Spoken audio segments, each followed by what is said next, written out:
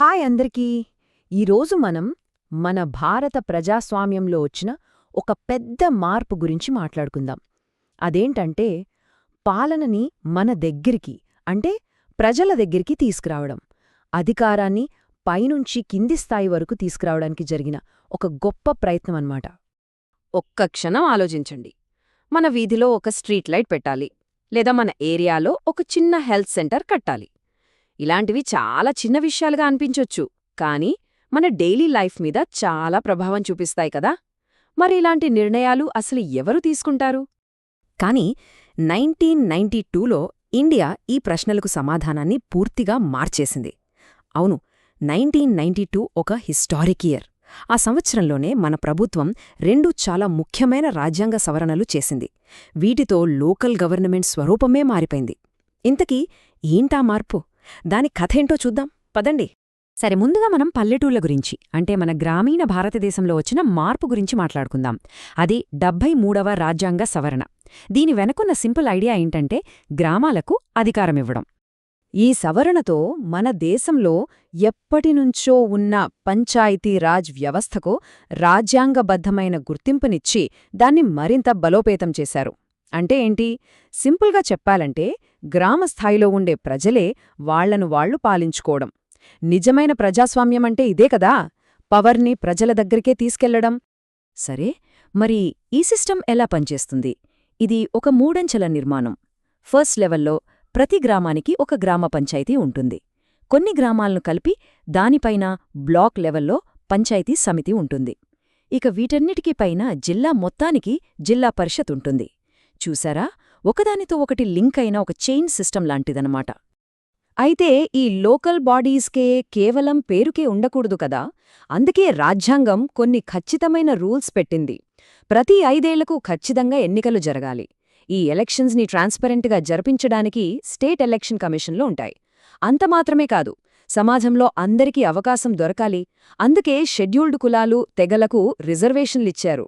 ఇంకా చెప్పాలంటే, మహిళల భాగస్వామ్యం పెంచడానికి వాళ్లకూడా కనీసం 1/3 సీట్లు రిజర్వ్ చేశారు. ఇది చాలా పెద్ద విషయం. ఓకే, ఎలక్షన్స్, రిజర్వేషన్లు బానే ఉన్నాయి. మరి అసలు విషయం అధికారం. అంటే గ్రామాలకు ఎన్ని అంశాలపై నిర్ణయాలు తీసుకునే పవర్ ఇచ్చారు? ఆ నంబర్ 29. అవును, మొత్తం 29 సబ్జెక్ట్స్ని పంచాయతీరాజు సంస్థల చేతిలో పెట్టారు. అంటే వ్యవసాయం దగ్గరనుంచి మంచినీటి సరఫరా, ఊర్లో రోడ్లు, ఇళ్ల నిర్మాణం, ఇలాంటి 29 ముఖ్యమైన విషయాల్లో డెసిషన్ తీసుకునే పవర్ ఇకపై ఆ లోకల్ బాడీస్కే ఉంటుంది. ఇప్పటివరకు మనం పల్లెటూళ్ల గురించి చూసాం. మరి టౌన్స్, సిటీస్ పరిస్థితి ఏంటి? అక్కడి ప్రజల మాటేంటి? డోంట్ వరీ, దానిక్కూడా సమాధానముంది. అదే ఈ సంస్కరణలో రెండో భాగం, 74వ రాజ్యాంగ సవరణ. సింపుల్గా చెప్పాలంటే 73వ సవరణ పల్లెల కోసమైతే 74వ సవరణ పట్టణాల కోసం. మన దేశంలో టౌన్స్, సిటీస్ చాలా వేగంగా పెరుగుతున్నాయి కదా. సో అక్కడ కూడా లోకల్ సెల్ఫ్ గవర్నమెంట్ని బలంగా తయారు చేయడమే దీని లక్ష్యం. ఇక్కడ కూడా గ్రామాల్లాగే ఒక స్ట్రక్చర్ ఉంది. కాకపోతే ఆ ఏరియా సైజుని బట్టి 3 రకాలుగా విభజించారు. పల్లెటూరు నుంచి నెమ్మదిగా టౌన్గా మారుతున్న ప్రాంతాలకు నగర పంచాయతీ, కొంచెం చిన్న పట్టణాలకు మున్సిపల్ కౌన్సిల్, ఇక పెద్ద నగరాలకు మున్సిపల్ కార్పొరేషన్. అర్థమైంది కదా? పల్లెల్లోలాగే ఇక్కడ కూడా రాజ్యాంగం కొన్ని పక్కా రూల్స్ పెట్టింది. టైంకి, అంటే ప్రతి 5 ఏళ్లకు ఎన్నికలు జరగాలి. ఎస్సీ, ఎస్టీలకు, మహిళలకు రిజర్వేషన్లు ఇక్కడ వర్తిస్తాయి. అదనంగా పెద్ద సిటీస్లో వార్డ్ కమిటీలు కూడా ఏర్పాటు చేశారు. అంటే గవర్నెన్స్ని ఇంకా లోకల్ లెవెల్కి తీసుకెళ్లారన్నమాట. ఓకే, గ్రామాలకు 29 సబ్జెక్ట్స్ ఇచ్చారని చూశాం. మరి పట్టణాలకు, సిటీస్కి ఎన్ని పవర్స్ ఇచ్చారు? ఆ నంబర్ 18. ఈ 18 అంశాల్లో ఏముంటాయంటే urban planning, public health, local infrastructure లాంటివి. అంటే మన సిటీలో ఎక్కడ ఫ్లైఓవర్ కట్టాలి, డ్రైనేజ్ సిస్టమ్ ఎలా ఉండాలి, మన పార్కులు ఎలా మెయింటైన్ చేయాలి, ఇలాంటి కీలకమైన డిసిజన్స్ అన్నీ ఇకపై స్థానికంగానే తీసుకుంటారు. రైట్. ఇప్పుడు ఈ 73, 74 ఈ 2 సవరణలను కలిపి చూద్దాం. మన ప్రజాస్వామ్యానికి ఈ జంట స్తంభాలు ఎలా ఒక కొత్త పునాది వేశాయో అర్థం చేసుకుందాం. ఈ సవరణలు ఏం చేశాయని ఒక్క మాటలో చెప్పాలంటే, ఇండియా మొత్తం మీద లోకల్ సెల్ఫ్ గవర్నెన్స్ని, డెమోక్రటిక్ డీసెంట్రలైజేషన్ని అంటే ప్రజాస్వామ్య వికేంద్రీకరణను బలోపేతం చేశాయి.